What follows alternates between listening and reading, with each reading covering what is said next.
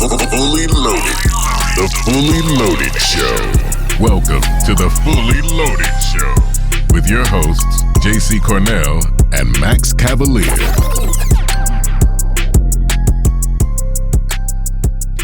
Welcome back to Fully Loaded. This is your host, JC Cornell. I'm with my co-host, Samer Ali. Samer, we had a tough game. Is it time to panic?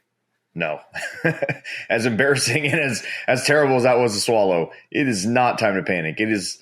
We're 6 games into a 17-game season.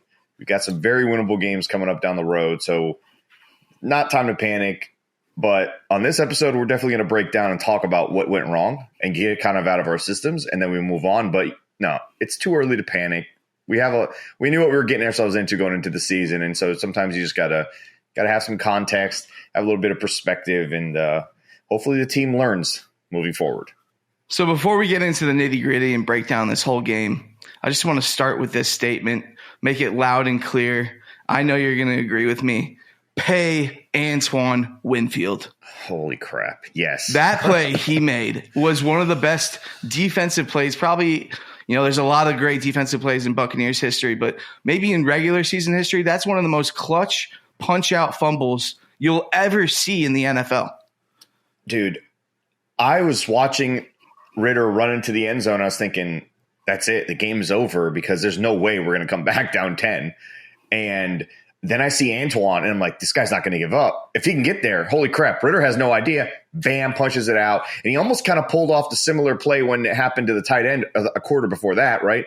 And so it ends up saving the day, honestly. We don't even have a chance if that doesn't happen. And for him to continue to play beyond what is an obvious outcome for that play itself speaks to like his level of hate to lose and his level of give a bleep. That massive. If everybody on the team played with that kind of intensity on that side of the ball, or just everybody on the whole roster, honestly, it would be a different team. But after that play, JC, I don't know if you saw on Twitter, I tweeted Antoine Winfield Jr. is the defensive player of the year. Like, that's it. I've seen enough. That's it. Give it to him. And, Devin White really struggled this game. We're big fans of Devin White. You would expect Devin White to be having some of these kind of plays that Antoine Field's making. He's this 4.4 like 40 speed linebacker, tough as nails, hits the players hard. Like, he should be forcing fumbles, making plays happen himself, and it's just we're not seeing that with him. I think something has happened to Devin health-wise. I'm not sure because I just can't see him. We talked to him. You could see that he's very focused. He's obviously determined to get that next contract. There's no incentive or reasoning behind him willingly loafing. So I don't think that's what's happening. I really think that because he looks slow. He looks a little bit out of position. Only 5 tackles on the game. Yeah. And the only way I can explain that is he's got to be injured because there's no way you're in a contract year and you play so damn well for the first 4 weeks of the season. You go into the bye week, come out of it, and you kind of look slower. You look, I don't want to say lazy because I don't think that's what it is. I really do think there's something going on health-wise that he still hasn't gotten over, whether it's the groin, something with the foot. He doesn't look as swift. He mentioned the foot on the podcast with us, that was a huge issue. And those foot injuries, if you're consistently practicing and playing games, those don't exactly heal up pretty quick. And it takes away his ability to be a fast linebacker, which is kind of where a lot of his skill comes from, right? Being able to go sideline to sidelines, being able to get after the quarterback, being able to jump through those gaps and create tackles for losses. Can't do that if you can't push off one of your feet, man. I don't know, JC, you play ball, I play ball. When you get a foot injury, it's difficult. A toe injury is difficult. I mean, a whole foot is a totally different ball game on top of that. And I'm not talking about football, I'm talking about basketball. So I can't imagine football. No, I mean, my senior year of basketball, I fractured my ankle. I played on a fractured ankle. It took my entire game. My coach just had me run around screens and shoot threes because that's all I could do. You know what I mean? It's different. It's different. Moving on, Luke Odecki, Tristan Wirfs, once again, best graded players on the Bucs offense. I mean, we said it last episode. We got these guys. We need to have these guys for a long, long time. They've proven they're going to be great together. But the rest of this offensive line is very disappointing. Lots of penalties in this game, which we haven't seen as much of. And, we still can't really run the ball. I will say Rachaad White had a pretty good game in my eyes. He had some good plays, good catches out of the backfield. He was looking more like the Rachaad we know. Yeah, man. Rashad is a player that if you utilize him properly, he can create big plays. He can be explosive. I know people are saying he's not explosive through the hole, but when you are running the ball with these three interior offensive linemen that we have right now, I mean, Mock is consistently being -1 on every single play. When I say -1, he's not even moving his guy forward 1 yard or even stalemating. He's getting pushed back on a run play 1 or 2 yards into the backfield. On top of that, he doesn't take care of his man, and his man comes off and peels off of him and is most of the time making the tackle. So for people who want to criticize what Rashad's doing and saying that Rashad's not hitting the hole, man, it's really difficult, JC, to hit the hole when your first play or your first move when you get the ball in your hands is to avoid a tackler. You're not in a momentum moving position at that point. You're sidestepping. You're trying to move backwards. You're trying to create something just to get back to square one. And at that point, you have no momentum. And that's why I was saying, why can't we run plays that allow our running back, who is a very patient runner, to get momentum, stretch play, call something off a tackle. I mean, pull a guard or a center. I understand that your tight ends are not good and they're not good at blocking on the edges like that and creating these edge type runs, but you got to buy time for them, the offensive lineman, and you got to buy time for the running back. And Rachaad White can play in that role, but it's hard if you just go right up the middle with, especially at a shotgun. Like, how are you going to run when you're flat-footed, the ball hits your hands and you got to go? He's not work done. So obviously last year we were the worst rushing attack in the league. This year it's trending that way as well. I don't know if you saw Trevor Sikkema's tweet. We are the worst graded rushing attack since 2006 when PFF started grading rushing attacks. That is not good. I don't think Keyshawn Vaughn should have another touch for the rest of the season. You got to bring in some Sean Tucker. Chase Edmonds is getting activated, but is Chase Edmonds going to be the answer for this team? Is Jason going to trade for someone? From what I read somewhere, I believe it was Scott Reynolds that said Jason is not going to make a move for Rashad Penny. Javonte Williams from the Denver Broncos name is still in the air because he's on the third of his fourth rookie contract. I mean, where do we go with this? So, man, everybody knows I have a pretty good friendship with Rashad, and I have a pretty good friendship with Jason Light. But when I say what I'm going to say, it has nothing to do with those two people or that relationship, right? I don't think it's a running back problem. I really don't, because I find it hard pressed to believe that every single running back on this roster for two and a half seasons hasn't been able to figure out where the hole is on a running play. Like, I can't believe that. I'm sorry. I just can't. And when you watch the tape, there's not much movement on the running game from the offensive line. So how can I hold that? How can I hold the running backs for that? So, go get Barry Sanders, go get anybody you want. Like, it's not going to matter if they are avoiding a tackler in the backfield almost every single time. And when they do get a chance, there's no movement. There's no holes to run through. So, like, I understand, like, a trade for a running back is not going to automatically turn Cody Mock into the best run blocking guard in the NFL. He's currently terrible. He's not there yet. He may not be there this year. He may be there next year. He's done well with pass protection. He just cannot run block. He's not moving his man. He's just not moving his human being in front of him. And that's a massive problem. You can't run behind that. Hainsey, same thing, not moving his guy. Feeler, he's literally just feeling he's not doing anything. And Feeler, he could miss the next game, and we might see Nick Leverett, and maybe Nick Leverett gives them a spark on the offensive line.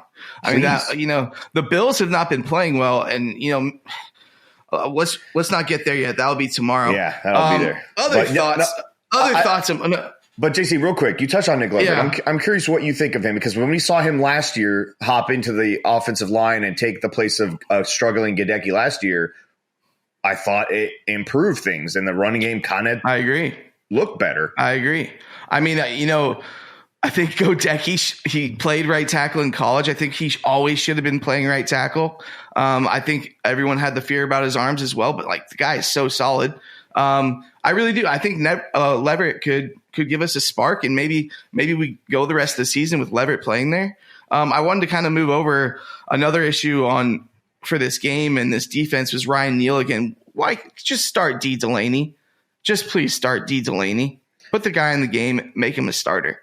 At this point, and we've kind of been talking about this feels like for 3 weeks now.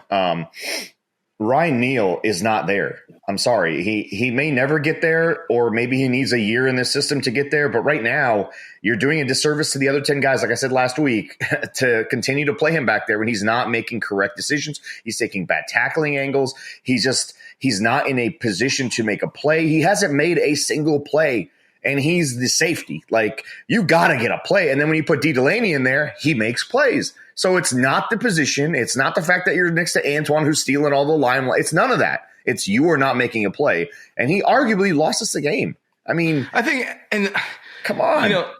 Another embarrassing part of losing to the Falcons is Bijan Robinson was sick. I mean, their best player didn't even really play in this game. And it's just sloppy football by the Bucs. And you can't – this is a division rival where you need to win that game at home no matter what. And you take a big lead in the NFC South. Now, Falcons are in the first place in the NFC South. And now we're back to the drawing board. Now people are freaking out about Baker, freaking out about Canales, freaking out about Todd Bowles' job. Is Todd Bowles on the hot seat? I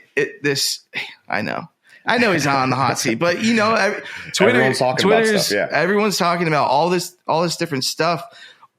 Going to Baker Mayfield, once again, he was making good throws. He dropped one in the basket to Evans for that touchdown. I'm like, oh shit, here we go. This is gonna be a big game. He's back on track. But then, when it's crunch time and you need to make a clutch throw, you throw a bizarre interception that just did not need to go there. I mean, it's not Jameis Winston, but he's got to be more consistent, and we're not converting in the red zone. We have a 37.5% touchdown conversion in the red zone, and that's not only on the players, but that's on Canales too. We need creativity. We need to get the balls in Mike Evans' hands. We need to just score touchdowns in the red zone. You will not win in the NFL without converting in the red zone. So there's a lot there, what you just said. So I'm sorry. You're fine. You're fine. Yeah. So I'm going to break it down little bit by little bit there. But starting with Baker, okay?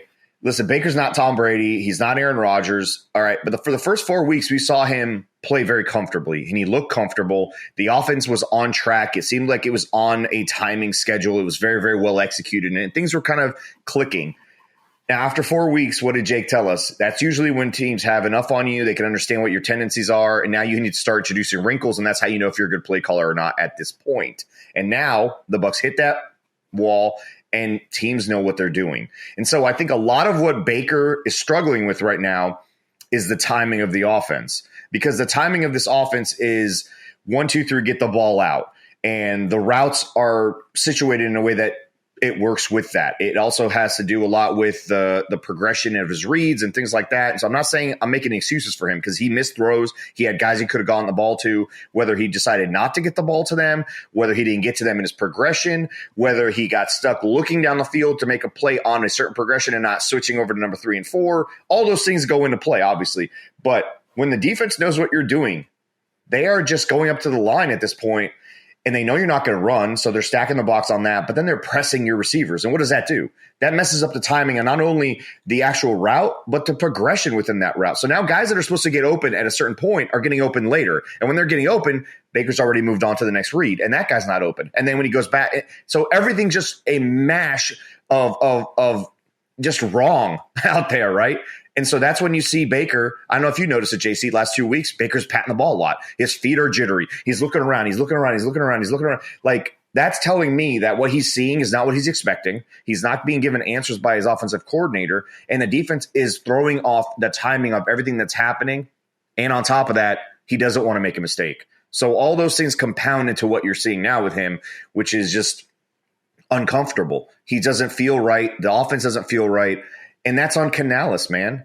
There's ways to force a defense to play off of you. There's ways to create easy opportunities for your guys. There's ways to soften that defense. Call a fucking wide receiver pick.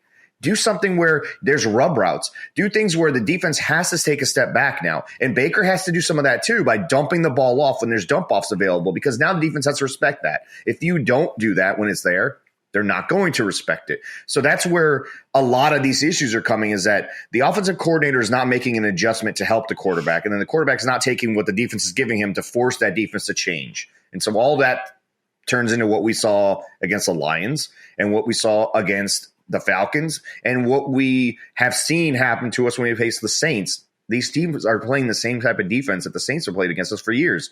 Get up to the line, mess up the timing, and hope for the best. And it's working right now. And the Bucs have to adjust to that. How they haven't adjusted is what's mind-boggling to me. So I apologize. I went on a little therapy session rant there because I haven't really got to talk about this game with anyone yet. So let me just retract and let you answer some of the things I said in that rant. So we talk about that 37.5% red zone rate for touchdowns. Canales, I mean, it's not on the players. This is a brand new playbook. He's never called plays before. So you'd expect it to struggle, but you wouldn't expect it to be this big of a struggle. No, man. And so my thing with that is he was in Seattle, right? And in Seattle, they force-fed the ball to DK Metcalf. They force-fed the ball to Lockett. They got the balls in the hands of their best guys almost all the time, which is what you see from everyone else in the NFL. In the Bucs situation, it feels like they don't do that. Like Mike Evans is never covered. Throw him the ball. You're telling me from first, second, and third and goal from the 8-yard line, you couldn't have called any play to design Mike Evans to get open? You couldn't call a 6-yard slant where Mike Evans has 300 guys on top of him that he could still get the ball? Like, there's so many opportunities there to say that they could have schemed guys open. But the flip side of that, too, is when you look at the tape, JC, there were some guys open there. And they are open, but you can't differentiate from the tape what the progression of the read is. You know, if Baker's being told to read from the top down and Mike Evans and Chris Godwin are first, he's not going to see Trey Palmer down, in the flat on the fourth read. And sometimes it's up to him to get to that quicker, and he's not seeing it, and that's not happening. But we can look at every tape of every single team and find guys open on incomplete passes for every single quarterback. You can find guys open on every interception that you look through on tape on every single team. So there's a grain of salt that comes with that. But I agree with you. It's on Canales, man. You've got to have your best play at the 8-yard line on first and goal. How do you not have that? To not even throw the ball to the end zone, to not throw the ball at Mike Evans, to not throw a fade route to your guys. Like, how is that a thing? How? This is starting to sound a lot like last year, isn't it? Yeah, and that's what's crazy to me. It's like, it can't be that the offense isn't far along in the playbook. It's not difficult. Mike Evans is there. Mike Evans is probably going to catch the ball. I'm just going to throw it to Mike Evans. That's all it is. That's all it is. So, Samer, as far as Baker Mayfield, say we go play the Bills. We get crushed by the Bills. Baker has a bad game. How long does Baker have to keep this starting job? Ooh, that's a tough one, man, because I really don't think that – I think they selected Baker because he fits the offense better than Trask, because he's so – I agree, 100%. I mean, mobile. Least sacked quarterback in the league. That one play where he ducked under the Falcons, that's a sack every time, and then he makes a play out of it. So you're getting these really good plays out of him, but then we're getting some really bad plays out of him. We're getting a lot of batted down passes. I just wonder, the way this fan base works, man, you're already seeing the Trask stuff. I mean, I just wonder, how many games does he get? How many losses, if they keep losing, does he get until there's a switch? So I look at it like last year with different guys on defense that didn't play well. We saw guys like, Lenny who didn't play well. We saw guys like offensive linemen who didn't play well, and they kind of kept their job regardless, right? I don't think this coaching staff is a very knee-jerk reaction type. But again, Baker was selected because he fits this offense the best out of the two of those guys. And I don't see how Trask is going to make the running game better. I don't see how Trask is going to make the timing of the wide receivers coming off a press man better. I don't see how he's going to improve what I don't think is a massive problem from Baker. It's more of a collective group issue. Like, people are circling it and saying, oh, that's the reason that's not the reason we're losing games. It's not Baker. Baker's not the reason we're losing games. Right? You could also say the defense giving up 50% plus on third down is a problem, right? That's a reason we're losing games too. It's more than one thing, and he's not the biggest problem. So I don't see them benching him because they understand, what are we going to do? Like, there's so much other stuff going on. How can you blame the quarterback when one hand is tied behind his back? He has no running game, JC. He has no running game, and the defense knows what you're going to do. The box is stacked, and they're playing against, everyone's against on the line of scrimmage. What are you supposed to do with that? If your offensive coordinator is not giving you answers, he's not calling screenplays, he's not putting them in a better position to win. And Canales will be the first one to say that. I guarantee it.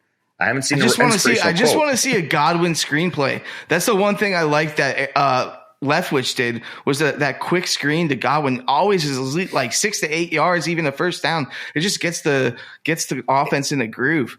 It's difficult to call that though when everybody's on the line of scrimmage because now you've got to throw through those people's hands and arms, and they're kind of running towards the play. But the other thing too that made the first 4 weeks so energetic and so positive for Baker was that Baker was only having to deal with half the field. When he would roll out, he'd be able to get out of the pocket, not as many arms to deal with. He doesn't have to create passing lanes between offensive linemen and defensive linemen. So there were fewer batted down balls, but the defense is also known that they're going to keep running these bootlegs on us. Let's just start blitzing guys from the naked side every single time.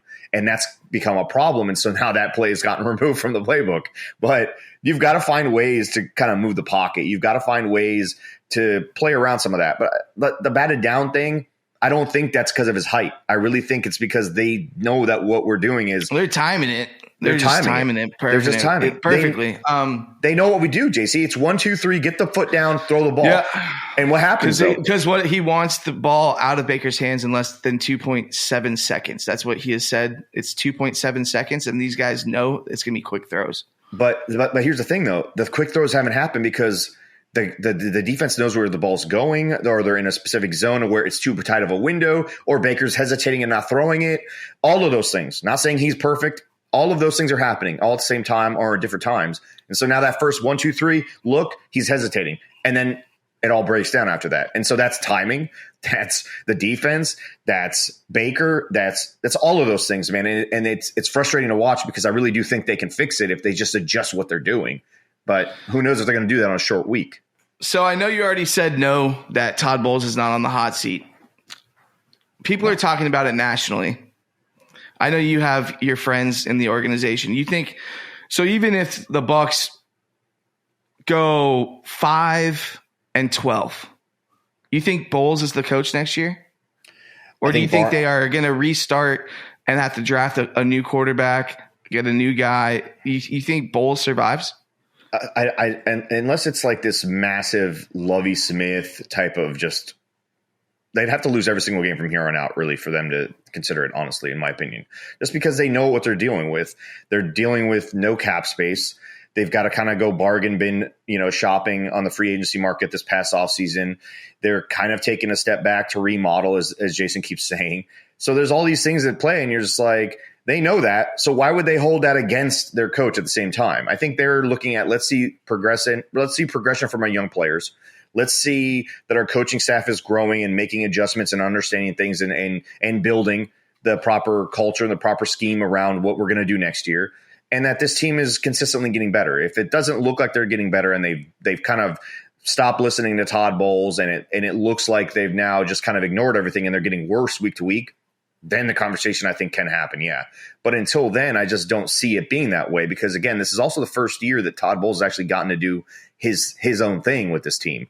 I don't think his own coaching staff is. Yeah. I don't think they held last year against him. Honestly, I really don't. And so now they're looking at this year like we got to figure some stuff out. And then next year could really be let's grade you now type of scenario. But can't you agree? I mean, we miss BA right now. Oh, I mean, we do. But we have JC, not scored over 30 points in the game this season. I mean, we've had some clunkers. Or last. Or I mean, it's hard to watch the offense. I mean, it's hard to watch Byron's offense, but this is tough. This is tough.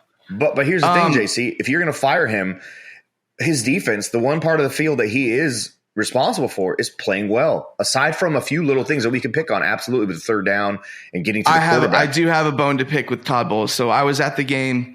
Obviously, watching it on TV is you kind of see everything happen, but better. But what was up with the timeout that he took like 25 seconds or 17 seconds to call timeout? He let 17 seconds bleed off the clock at the end of the game. What was that?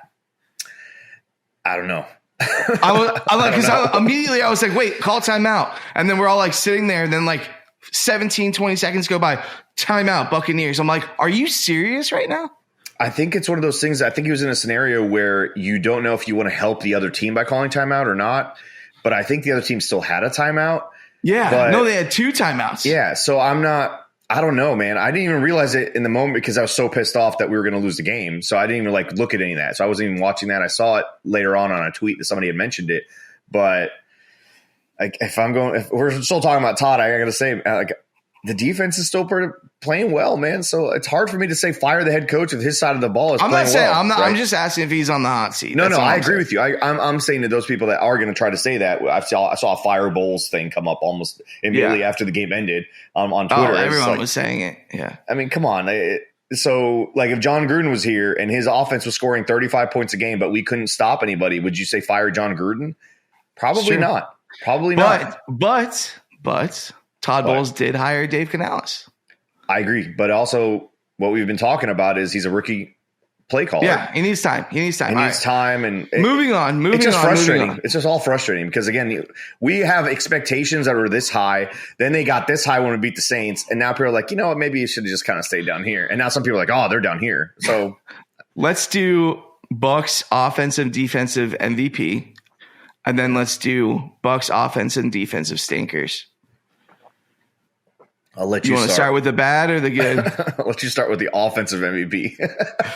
I'm going to give that to Mike Evans. Mike Evans had a pretty solid game. I mean, who else would you give it to? Like Wirfs or Godecki?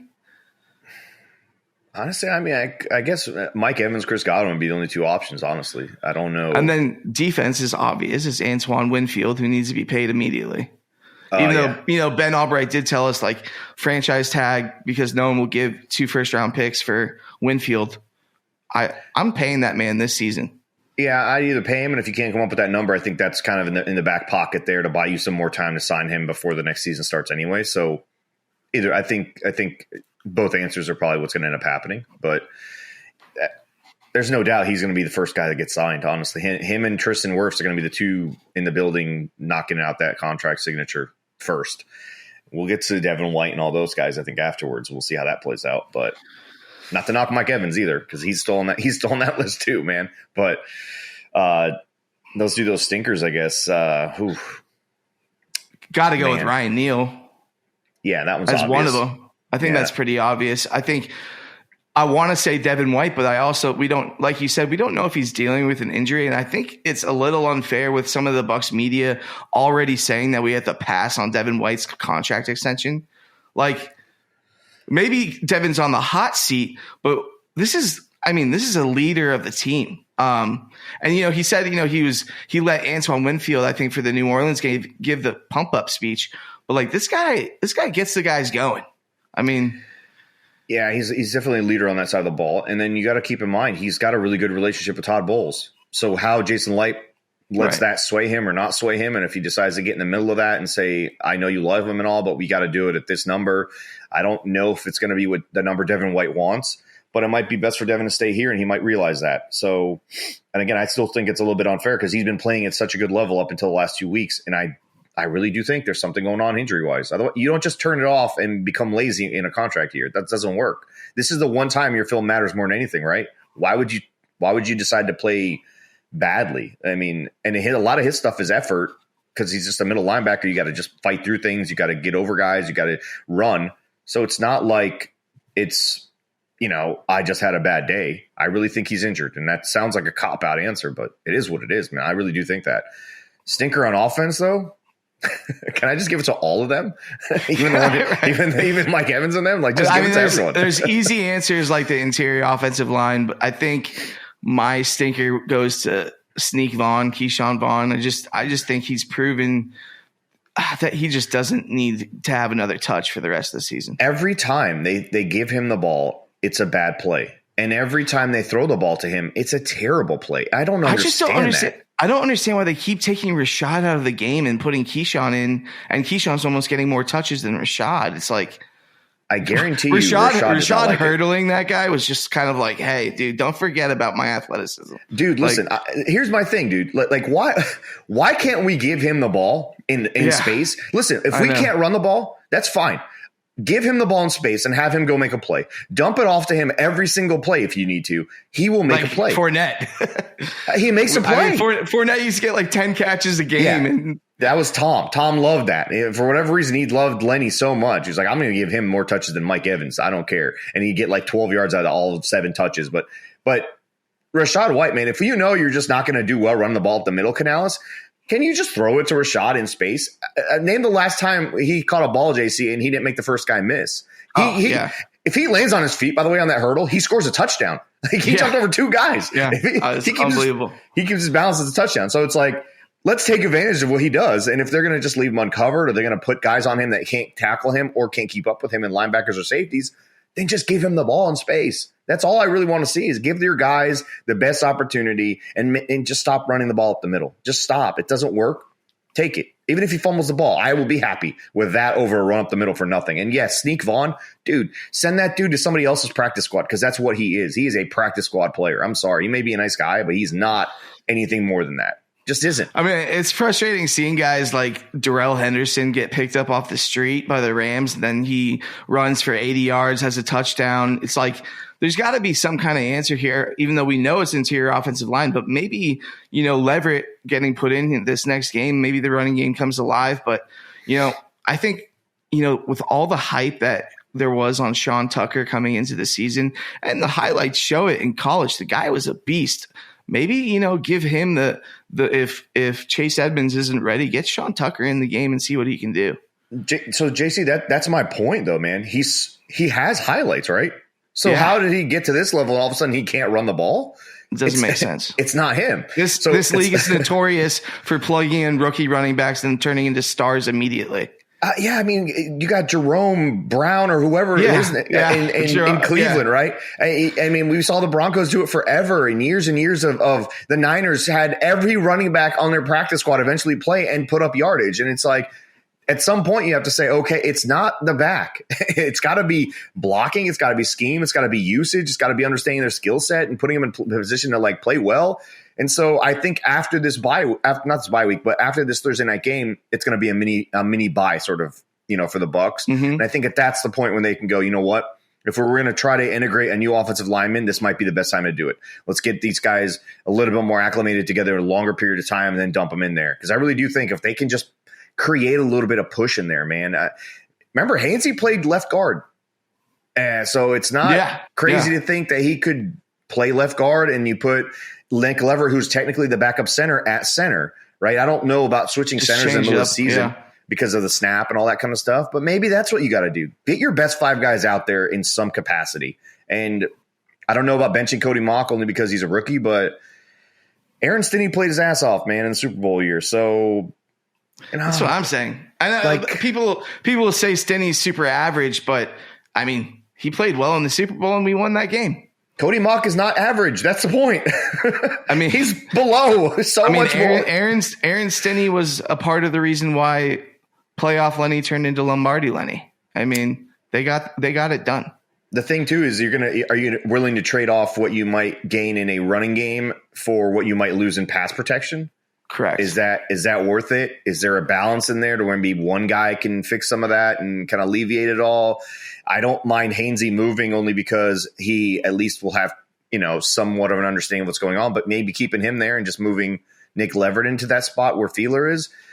Not hopefully he has an injury, but hopefully we'll get to see it because of an injury. Maybe we'll see Feeler have to take a couple weeks off and we'll get to see a different taste and flavor, and maybe that'll open up some eyes, but something's got to change, man. Something's got to change, whether it's schematically or personnel wise. I just don't think it's the running backs. I really don't, because they don't. Guess I forget how to run, dude.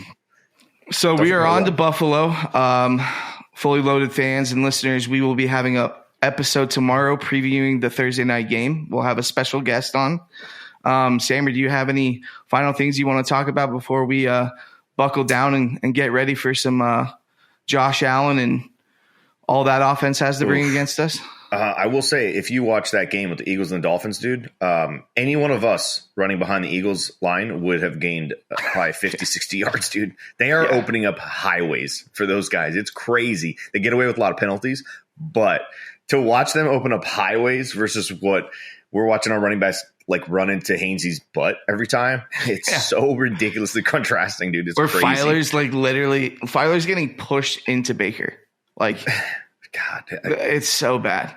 I was all on board signing him. I didn't think he was going to be this bad. I also thought maybe a change of scenery would help, and he'd be the best kind of available guy out there for that price and not having to pay for a premium left guard. But I kind of see what's going on there. We also have to remember we are currently dealing with the Tom Brady cap hell situation. So we weren't really last offseason. We had to get our own guys back. We couldn't go have the luxury of signing some solid, offensive linemen. And you always say it. We lost Ali Marpet. We lost Ryan Jensen. I mean, those are two all-pro interior offensive linemen. This isn't just going to turn around overnight, and it's not necessarily even Jason Light's fault. It's like we're going to have to rebuild the trench, I think they miss – I think Ali Marpet being such a surprise retirement shocked a lot of people. They were not prepared for that. But I think more importantly, Ryan Jensen not being there physically is – a lot of the attitude on that line is not there. And the leadership he brought. Yeah. He was the bodyguard. He was the bodyguard. And guys feed off of that. Guys used to feed off of Mike Allstott. They used to feed off of Warren Sapp's like angry, I'm going to be a terrible human being on the field today attitude. And I think they're missing that because that's really what it is when you run the ball, that attitude. Look at the Eagles. Kelsey, that guy sets the tone for everyone there. Yeah. I heard Cody Mock is that way too, but it's hard to be that way when you're a rookie and you're trying to drink from a water hose. It's hard. Yeah, and I think, the plan for Cody Mock was he was going to be next to Ryan Jensen, both the redheads together, and Jensen was kind of going to be like his mentor. And, no offense to Robert Hainsey, but Hainsey's not in a position to be mentoring Cody Mock on being a D2 draft pick that killed it at the Senior Bowl with tons of good coaching, and everyone saw how well he played at the Senior Bowl. It's not fair to him. He doesn't have a guy to really help him progress. It's just all at practice, coaching, whatnot. Hainsey's attitude is totally different. I don't think he meshes very well probably with what I consider to be our future center. But then the other thing too, he's not a great center because he doesn't have enough, junk in his trunk. I really don't think he's built to be a center, Hainsey. He's not playing terribly, but he's also not playing, exceptionally well. But obviously we're not going to move Mock this season into center, but I do think that that's eventually what's going to happen. I think their idea was to let him play next to Ryan like you're talking about. He learns his attitude. He understands what he's seeing. And being next to him, he'll learn a lot of what his job is on top of his own job. And then eventually it naturally becomes that next guy because now he understands what's going on. He knows what the right guard's doing. And so it becomes an easier transition. But to move him now would make no sense. Snapping the ball, all of these things that go into it, obviously. But they miss Ryan Jensen's attitude, man. They miss it in the run game. And it wasn't great in the Super Bowl year. They weren't running it for 200 yards a game, but you could tell the attitude was there. And that's, I think, a big problem with what's going on with the line. But still, like I said, the entire episode, you could still schematically make up for some stuff. And I think it's time that Canales maybe needs to call some of his old buddies in Seattle. Like, hey, what do I do when they figure out everything I got in this playbook? Do you have any more pages left in this thing? Figure something out, man. Or maybe they should have just drafted Zach Charbonnet, but I'll just keep it at that. Had some chances, man. All right, one last thing before we sign off. Do you think Jason Light makes a trade? No, I don't. I think I'm a little annoyed seeing that the Eagles were able to get that all-pro safety for a bag of chips. Kevin Byard? I mean, all-pro? How does Howie Roseman get to do all this? All these trades, it doesn't make sense. The Titans and the Eagles have something going on behind closed doors. They gave them A.J. Brown, and then they give him this guy. I mean, what? Can you send Henry out there too? What are we doing here? Just give him everybody on the roster. There's got to be something where like, all right, in 4 years, we're going to send you guys every draft pick you possibly want so you guys can win too. Like, would have been a nice addition, honestly, to have that. But I don't think you're in a Super Bowl window, so you're not going to be doing moves like that. I don't see, unless there's some offensive lineman that the Patriots think they want to get rid of before he walks on his own, because there is a connection there with him and Jason Light and the Patriots. Maybe like one of those vet guys that may be getting old, or a guy that may want some money that they don't have kind of on the side waiting for him. Maybe something like that. But other than something like, I don't see anything like that happening. But most of those moves are off-season moves. Offensive linemen don't get moved in the middle of the season unless they don't. Unless it's on a team that's actually tanking. So. Yeah, so I don't really see anything happening there. I definitely don't see any running back moves being made, but hey, all maybe right, Chase Edmonds changes things, JC. Hopefully. Does add a different element if he can stay healthy. That's my biggest thing. All right, Bucs fans, we are going to sign off. Please tune in tomorrow and tune into this episode. Follow us on Fully Loaded Bucs on Twitter. Please download and listen and rate our podcast. You can find it on iTunes. You can find it on YouTube. You can find it on Spotify. Follow along and go Bucs.